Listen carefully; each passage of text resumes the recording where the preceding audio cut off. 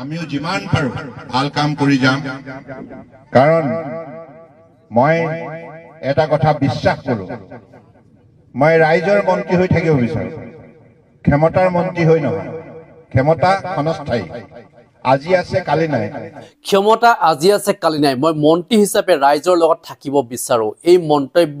কেন্দ্ৰীয় মন্ত্ৰী সৰ্বানন্দ সোণোৱালৰ আপোনালোকে নিশ্চয় জানে যে সৰ্বানন্দ সোণোৱালে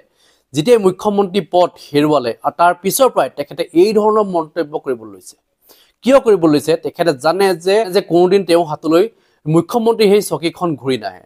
মুখ্যমন্ত্ৰী চকীখনত বহি তেখেতে যিটো অনুভৱ কৰিছিলে সেই অনুভৱ যেন তেওঁ এতিয়া নাই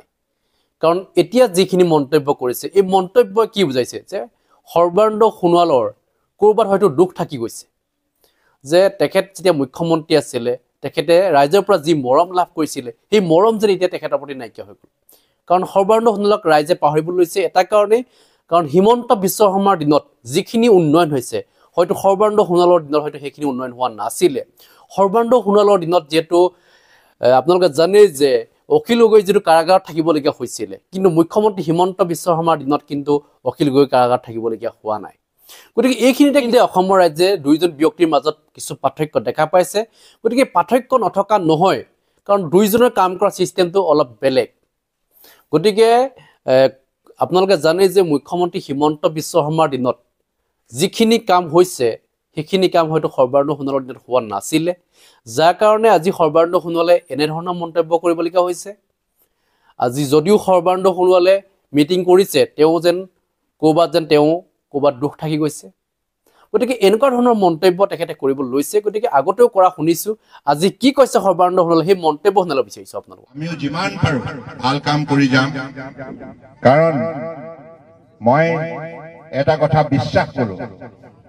মই ৰাইজৰ মন্ত্ৰী হৈ থাকিব বিচাৰো ক্ষমতাৰ মন্ত্ৰী হৈ নহয় ক্ষমতা ক্ষণস্থায়ী আজি আছে কালি নাই কিন্তু ৰাইজ সদায় থাকিব ৰাইজ হৈছে ভগৱানৰ ৰূপ আমাৰ গুৰুসকলে কৈ গৈছে সমাজখনক শ্ৰদ্ধা ভক্তি কৰি কাম কৰিবা সদায় তুমি জীৱনৰ প্ৰতিটো মুহূৰ্ততে ৰাইজৰ আশীৰ্বাদ পাবা গতিকে সেইকাৰণে মই হওক ঋতুপন বৰুৱাই হওক বা পুনাকন বৰুৱাই হওক বিনোদ হাজৰিকাই হওক আমি কিমান সংখ্যক ইয়াত দলৰ মানুহ এজিপি বিজেপি সকলোৱে আপোনালোকৰ মৰম স্নেহ আশীৰ্বাদ লৈহে আজি সমাজ সেৱা কাম কৰাৰ সুযোগ লাভ কৰিছো গতিকে সকলোকে আশীৰ্বাদ দি থাকিব আজি এই 4টা প্ৰকল্পৰ আধাৰশিলা স্থাপন হ'ল আৰু এই আধাৰশিলা কৰা প্ৰকল্পকেইটাৰ কাম যাতে ভাল হয় আৰু আজি পবিত্ৰ এই ভূমিত আমি থিয় হৈছো পদাৰ্পণ কৰিছো ইয়াত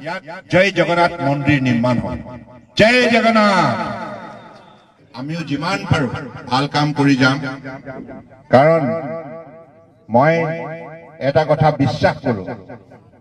মই ৰাইজৰ মন্ত্ৰী হৈ থাকিব বিচাৰো ক্ষমতাৰ মন্ত্ৰী হৈ নহয় ক্ষমতা ক্ষণস্থায়ী আজি আছে কালি নাই কিন্তু ৰাইজ সদায় থাকিব ৰাইজ হৈছে ভগৱানৰ ৰূপ আমাৰ গুৰুসকলে কৈ গৈছে সমাজখনক শ্ৰদ্ধা ভক্তি কৰি কাম কৰিবা সদায় তুমি জীৱনৰ প্ৰতিটো মুহূৰ্ততে ৰাইজৰ আশীৰ্বাদ পাবা গতিকে সেইকাৰণে মই হওক ঋতুপন বৰুৱাই হওক বা পুনাকন বৰুৱাই হওক বিনোদ হাজৰিকাই হওক আমি কিমান সংখ্যক ইয়াত দলৰ মানুহ এজিপি বিজেপি সকলোৱে আপোনালোকৰ মৰম স্নেহ আশীৰ্বাদ লৈহে আজি সমাজ সেৱা কাম কৰাৰ সুযোগ লাভ কৰিছো গতিকে সকলোকে আশীৰ্বাদ দি থাকিব আজি এই 4টা প্ৰকল্পৰ আধাৰশিলা স্থাপন হ'ল আৰু এই আধাৰশিলা কৰা প্ৰকল্পকেইটাৰ কাম যাতে ভাল হয় আৰু আজি পবিত্ৰ এই ভূমিত আমি থিয় হৈছো পদাৰ্পণ কৰিছো ইয়াত জয় জগন্নাথ মন্দিৰ নিৰ্মাণ হ'ল জয় জগন্নাথ